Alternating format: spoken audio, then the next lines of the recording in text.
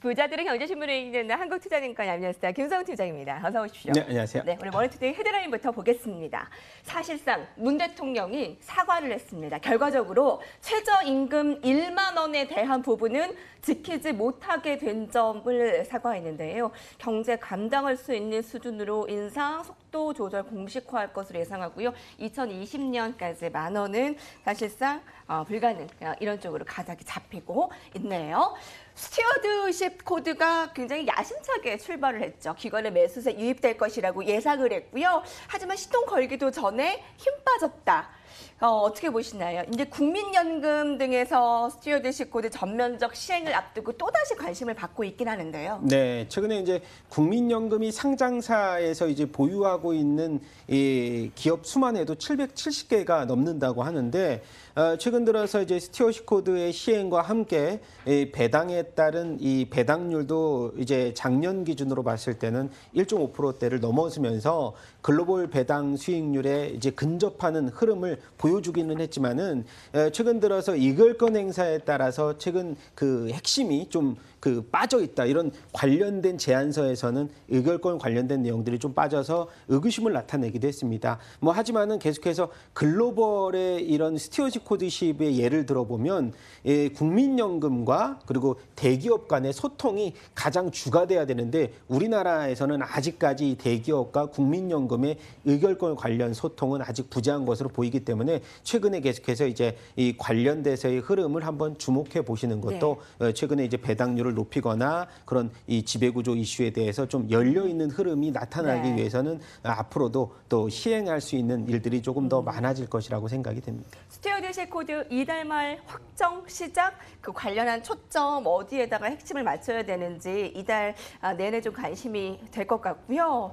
여름 수혜주라고 해서 요새 그 초소형 휴대용 선풍기 많이들 가지고 다니시고요. 삼성매니, 손대니 대박 이거는 재미있게 볼 수 있는 기사입니다만 아까 얘기한 그 여름 수혜주라고 해서 어제는 상한가를 보인 종목도 있었잖아요. 네, 신일산업이 이제 어저께 같은 경우에 급등세를 보이면서 오전장 이후에 오후장 내내 상승세를 보였고요. 또 오텍이라는 이제 에어컨 관련 수혜주도 최근에 이제 폭염이 계속 이어지면서 오늘도 초복 흐름인데도 폭염을 계속 이제 나타낼 것이라는 기사도 나왔는데 최근 들어서 이런 냉풍기 수요도 굉장히 많다고 하네요. 제가 가격대를 보니까 한 10만 원에서 20만 원 사이. 그래서 최근에 이제 이 자이글로 유명한 자이글입니다. 자이글 회사도 냉풍기를 새롭게 이제 신제품으로 보이면서 실적에 대한 개선 기대감. 그래서 최근 들어서 가장 이제 주가의 이런 모멘텀이 핵심이 되고 있는 종목 중에서는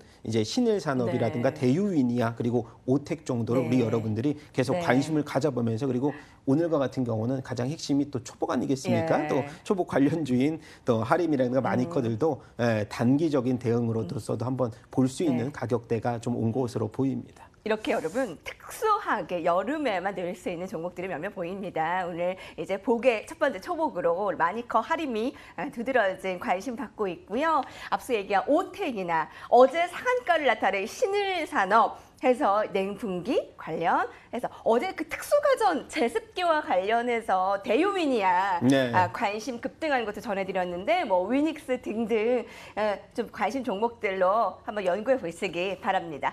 자, 본격적으로 넘어갈게요. 외국인 소식입니다. 1월부터 6월까지 줄곧 팔아제꼈던 외국인들이 오늘이 며칠이죠? 7월 17일 중순 넘어섰는데 그렇죠. 순매수로 돌아섰어요. 근데 이게 7월 말까지 과연 끌고 갈 수 있을까가 관건인데요. 6개월 만에 외국인은 월별 매매 현황으로 사자로 돌아설 수 있을까요? 자, 올해 1월 2조가량 순매수를 기록한 이래에 2, 3, 4, 5, 6 모두 다 순매도. 자, 7월에 한 790억 원 순매수 중인데 그동안 순매도 연속 요인은 여러 가지가 있겠지만 미국 금리 인상으로 인한 달러 강세, 이익 추정치 증가세 둔화 등등이 꼽히고 있습니다. 그럼 7월 이후에 외국인은 어떤 종목을 조금씩 사들이고 있을까요? SK하이닉스, 네이버, LG에너지, 한국항공우주 등등입니다. 여기서의 특징이나 꼽아볼 수 있는 종목들이 있을까요? 사실은 최근 이제 G2 이 관련된 리스크로 인해서 사실 최근에 외국인들이 선물 매수를 4일 연속 흐름을 이어가면서 고금 분투를 하고 있지만은 본격적인 추세 상승이라고 보기에는 굉장히 이 매집률이 미미한 상황입니다. 그리고 오늘과 같은 경우는 이 미국 시장에서 뭐 금융주 뱅크 오브 아메리카의 실적 성장에 따라서 금융주들이 반등을 보였지만은 가장 핵심 포인트는 IT 기술주의 반등폭이 지금 고무적이라는 사실이고 국내에서는 사실상 삼성전자의 실적 우려감 이후에 IT 업종들이 그동안에 굉장히 저평가 흐름을 보였습니다. 그래서 최근 들어서 SK 하이닉스라든가 일부 IT 종목으로 선별적인 순매수 시장의 조정장은 흐름은 있었지만은 삼성전기라든지 일부 이제 이 어닝이 하반기에도 좋아질 수 있는 종목 중에서는 뭐 네이버라든가 카카오 이렇게 좀 4차 산업혁명 관련된 관련 이 종목들이 선별적인 매수세를 보여줬다는 점을 우리가 아셔야 되고요. 아까 말씀드렸듯이 기업 어닝이 3분기로 다시 한번 초점을 맞춘다면은 IT 업종 내에서 SK하이닉스, 삼성전자의 낙폭 과대주로서의 흐름, 안정적인 매수 현황을 미국 시장 기술주 반등과 힘입어서 좀 관심 있게 지켜보는 것이 중요할 것이라는 생각입니다. 지난달이 가장 어려웠었죠. 순매도가 1조 6천억 원 가까이 나오며 2, 3, 4, 5, 6 연속해서 5개월 연속 순매도 특히 가장 낙폭을 찍고 7월에 이 돌아선 부분이 굉장히 반가운데요.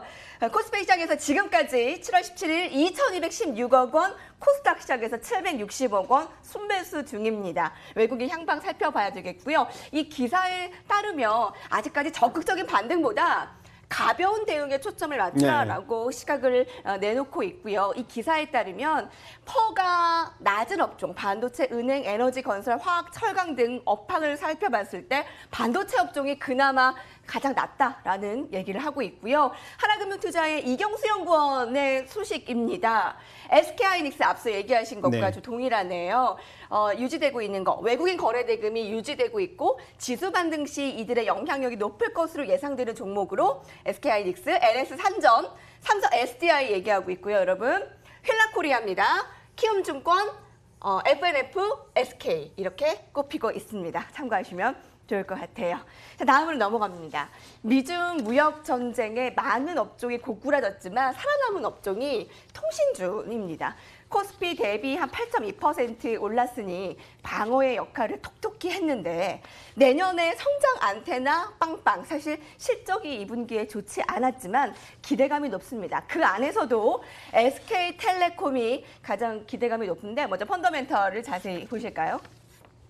2분기 실적이 기대에 미치지 못한 점, 올해 2분기 SK텔레콤 매출액이 4조 가량, 영업이익 사상 기대치, 소폭 시장의 기대치를 밑돌았는데 부진보다 중장기 전망에 초점을 맞춰야 된다라고 강조하는 점, ADT 캡스 인수한 부분 주목되고 있고요.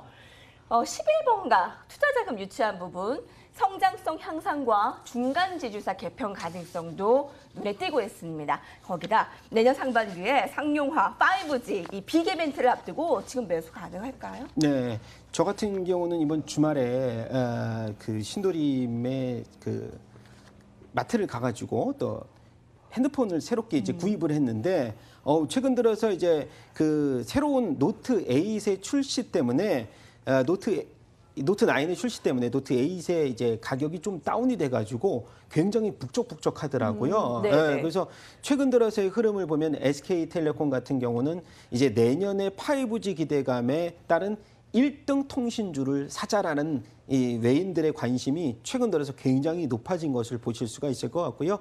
아까 말씀드렸듯이 뭐 11번가 그리고 ADA 캡스 인수 그리고 또한 SK텔레콤에서 핵심으로 여겨지는 SK하이닉스의 순이익이 또 배당으로 이어지는지 여부도 한번 주목해 볼 만하고요. 그리고 뭐 작년부터 나온 얘기지만은 이 지배구조 이슈가 계속해서 이제 중간 지주사로 나오면서 사실상 최근에 변동성 시장에서 가장 우리가 LG U+는 사실 주가가 이미 좀 이 반등폭을 좀 보여줬었고 네. 그다음에 차기 주자로서 SK텔레콤의 2분기 실적은 소폭 하회를 했지만은 하반기 이후의 모멘텀들이 정말 좋기 때문에 우리가 아까 말씀드렸던 1등 톤신사를 한번 다시 보자라는 생각에서 SK텔레콤을 계속해서 관심을 가져보는 것도 네. 중요하다는 생각입니다. 많은 영토 확장을 하고 있네요. 네, 이 맞습니다. 11번가는 유명한 쇼핑몰이라고 볼 수 그렇죠. 있잖아요. 온라인 쇼핑몰의 투자 유치, ADT 캡스 인수, 네. 중간 지주사 전환 네. 가능성.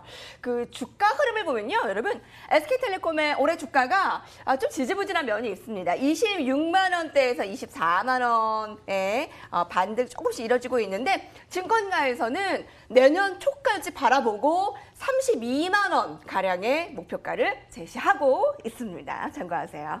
오늘 특징주 마지막입니다.